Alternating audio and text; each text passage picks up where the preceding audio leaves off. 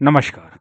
आज हम पुनः चर्चा करेंगे भारतीय अर्थव्यवस्था के कुछ मूलभूत प्रश्नों पर, जो कि कई प्रतियोगी परीक्षाओं में बार-बार रिपीट किए गए हैं। तो इन प्रश्नों को हम लोग देखते हैं तथा इनकी थोड़ी-सी व्याख्या भी करते चलते हैं। That is very important.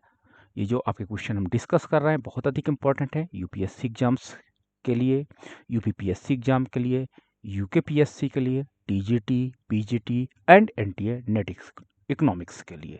साथ ही साथ जीआईसी मेंस के लिए ये सीरीज बहुत अधिक इम्पोर्टेंट है।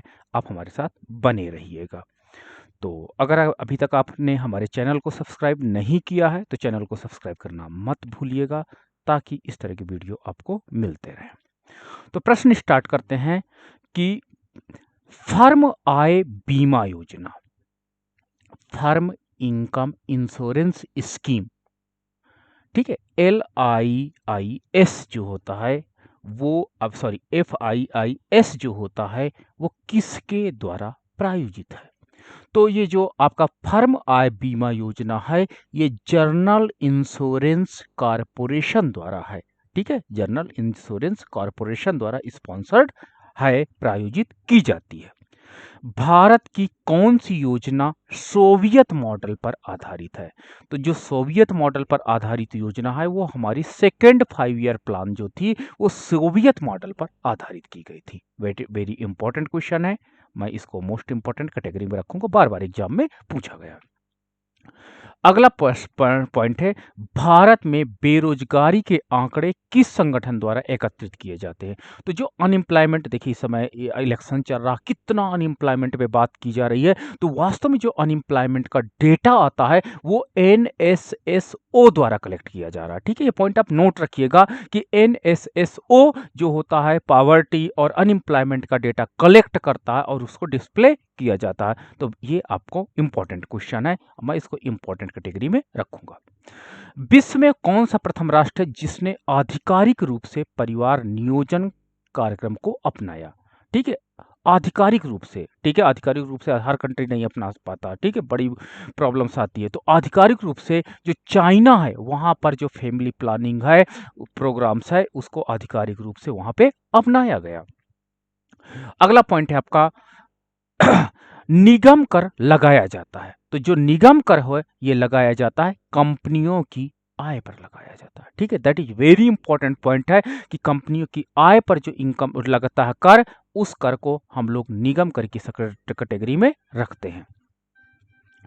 नेक्स्ट क्वेश्चन है, राष्ट्रीय आय के आकलन में मूल्य ह्रास की गणना किस पर की जाती है? ठीक है, तो मूल्य ह्रास की जो गणना होगी वो केवल और केवल पूंजीगत वस्तुओं पर ही की जाती है, अन्य वस्तुओं पर नहीं की जाती है। ठीक है, तो ये पॉइंट याद रखिएगा कि जब नेशनल इनकम हम काउंटिंग करते हैं तो जो मूल्य ह्रास, क्योंकि देखो कैपिटल होती है, मशीनें होती हैं, ट्रैक्टर आप मान लो मशीन है, तो मूल्य ह्रास वहां पर होता है। भारत की पहली जनगणना कब की गई थी? तो जो हमारे पास फर्स्ट काउंटिंग की गई थी, पॉपुलेशन काउंटिंग हुई थी, जनगणना हुई थी, वो 1872 में हुई थी। इसको मैं इंपॉर्टेंट कैटेगरी में रखूंगा। अगला पॉइंट है, योजना आयोग का उपाध्यक्ष होता है, कौन होता है? कैबिनेट मंत्री का दर्जा प्राप्त व्यक्ति ही योजना आयोग का उपाध्यक्ष होता है। यह पॉइंट आपका इंपॉर्टेंट है, बार बार एग्जाम में रिपीट किया है। ओके, किस विधेयक के द्वारा सरकार वर्ष भर राजस्व एकत्रित करने की व्यवस्था करती है? तो वर्ष भर राजस्व एकत्र करने की व्यवस्था वास्तव में वित्त विधेयक के द्वारा किया जाता है।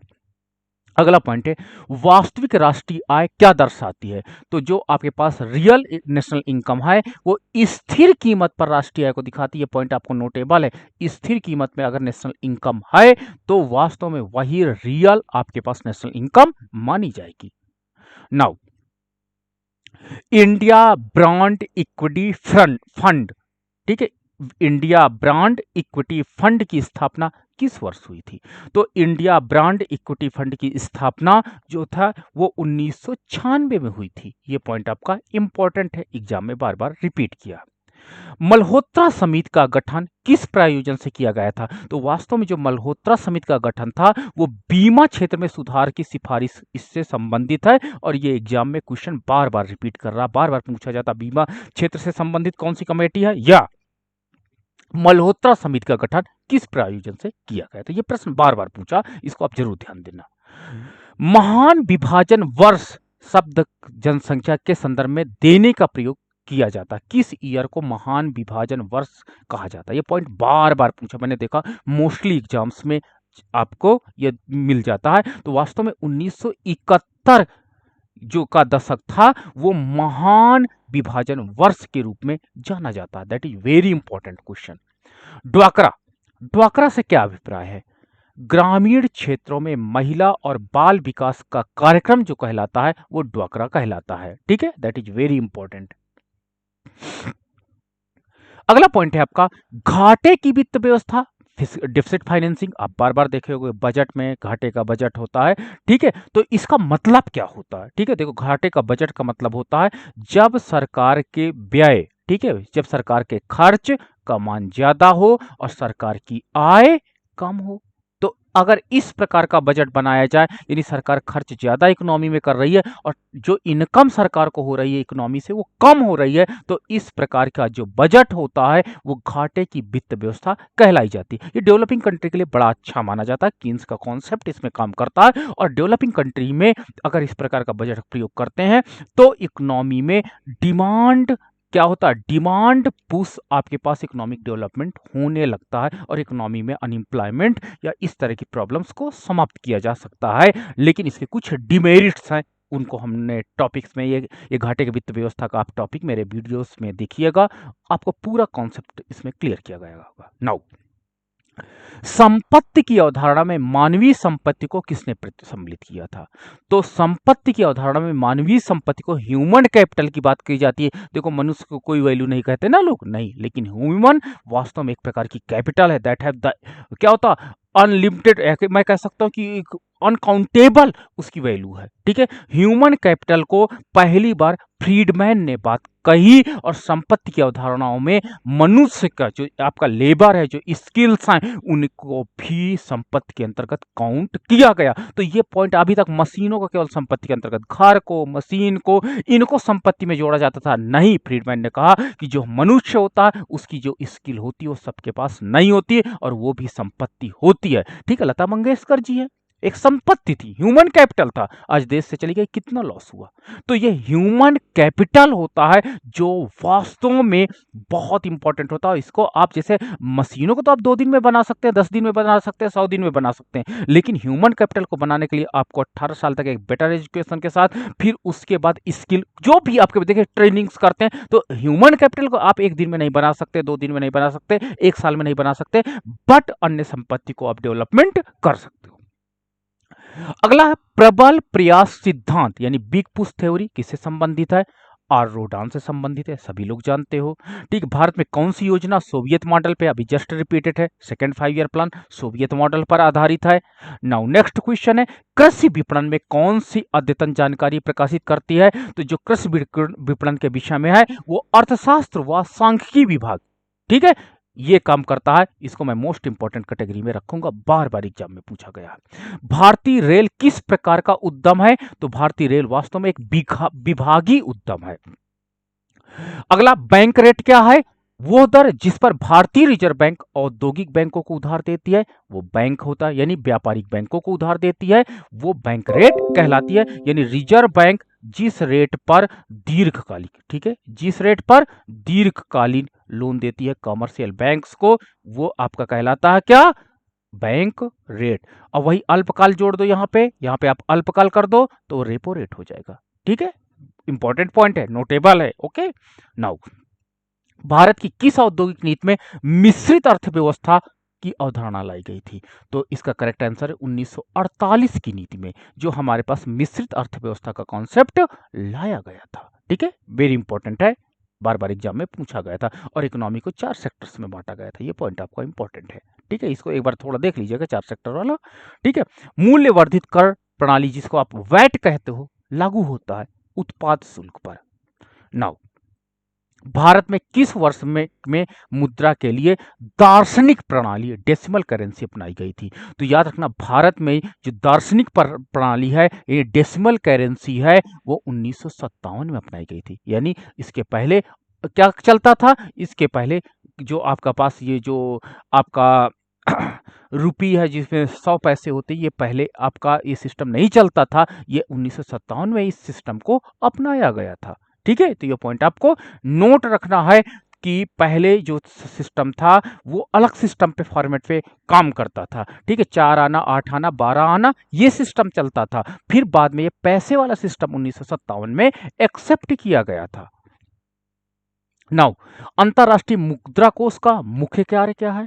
तो अंतरराष्ट्रीय मुद्रा कोष का सदस्य बाकी देश जो भुगतान समस्याओं का हल, क्योंकि भारत, देखिए भारत ही नहीं, वर्ल्ड के कोई भी कंट्री होता है, भुगतान एक बहुत बड़ी समस्या होती है। भाई पेमेंट आप नहीं करोगे, अगला ट्रेड कैसे करोगे? तो जब बैलेंस आप पेमेंट यानी जो भी आपकी उधारी बाकी है उसको संपादित करने के लिए यह संगठन बनाया गया था।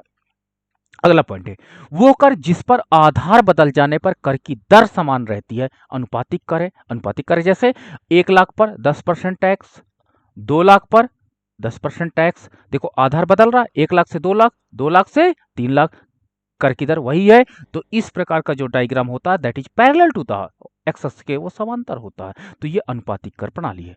वेल्थ ऑफ नेशन नामक पुस्तक के लेखक कौन है? तो एडम स्मिथ ने वेल्थ ऑफ नेशन नाम का पुस्तक लिखा था 1776 में। ये पॉइंट आप जानते होंगे, बार बार एग्जाम में, और इनको फादर ऑफ इकोनॉमिक्स कहा जाता है, और जॉन रॉबिन्सन को मदर ऑफ इकोनॉमिक्स कहा जाता है। ठीक है, तो ये फादर ऑफ इकोनॉमिक्स है एडम स्मिथ, और मदर ऑफ इकोनॉमिक्स है जॉन रॉबिन्सन। ठीक है, नोट रखिएगा।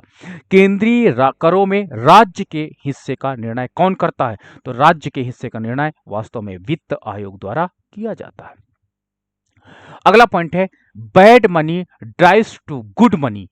बैड मनी, बुरी मुद्रा अच्छी मुद्रा को चलन से बाहर कर देता है। ग्रेशम का यह नियम कहलाता है कि जब आपकी जो इकोनॉमी में अगर आप न्यू मनी डालोगे, अच्छी मनी डालोगे, तो वो चलन से बाहर हो जाएगी। क्यों? क्योंकि बैड मनी को लोग निकालना चाहते हैं, बैड मनी को लोग सर्कुलेशन में ला देते हैं। तो बैड मनी क्या करती है? गुड मनी को सर्कुलेशन से बाहर कर देती है। ये पॉइंट आप नोट रखिएगा, इसको ग्रेशम ने कहा था।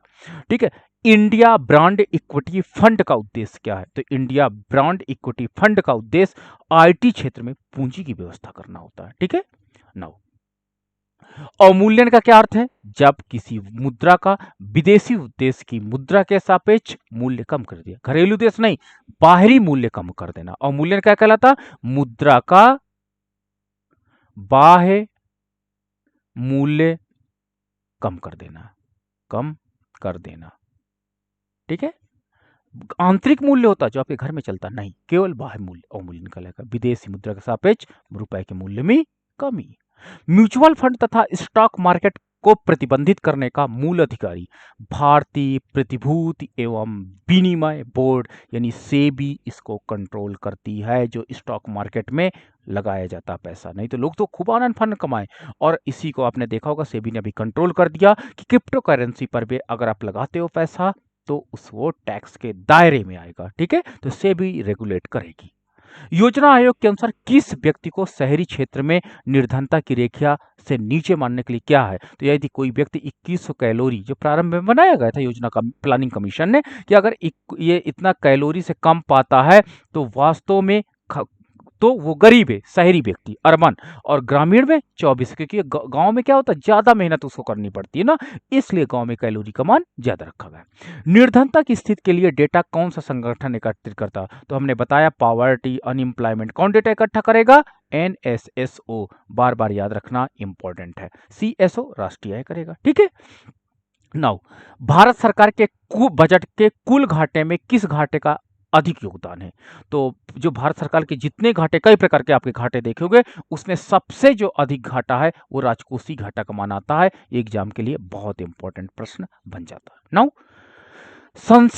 संसद में बजट पूर्व आर्थिक समीक्षा किस मंत्रालय द्वारा प्रस्तुत की जाती है? तो वित्त मंत्रालय द्वारा आर्थिक समीक्षा प्रस्तुत की जाती है। ठीक है, बजट जैसे आता है, ठीक है, तो बजट आपका आएगा 1 फेब को, तो इसके पूर्व ये क्या हो जाएगा?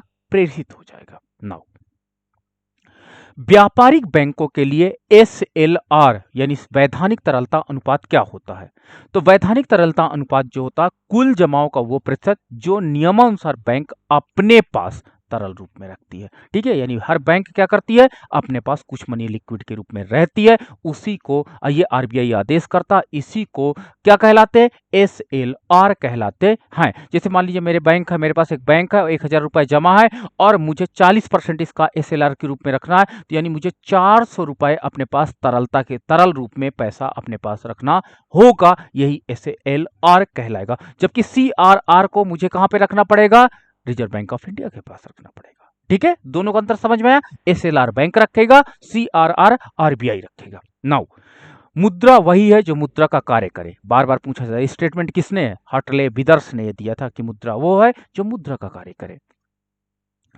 भारतीय रुपए की विनिमय दर का संबंध है, तो भारतीय रुपए की विनिमय दर का संबंध किससे, चुनी हुई मुद्राओं के समूह से है। ये किसका विचार है कि मुद्रा जो समाज के लिए अनेक लाभों का स्रोत है, नियंत्रण के अभाव में हमारे लिए संकट और अशांति का कारण बन जाती है। तो इस स्टेटमेंट को वास्तव में रॉबर्टसन ने प्रस्तुत किया था। ठीक है, कि जो मुद्रा जो है समाज के अनेक लाभों का स्रोत है, वो नियंत्रण के अभाव में हमारे लिए प्रॉब्लम आ जाए। तो ये आज हमने कुछ महत्वपूर्ण प्रश्नों की आपके साथ चर्चा किया। अगले जो आपका सीरीज होगा उसमें अन्य प्रश्नों पर भी हम लोग फोकस करेंगे। तो मिलते हैं बहुत जल्द, मिलते हैं नेक्स्ट वीडियो के लिए साथ। Okay, so much, thank you.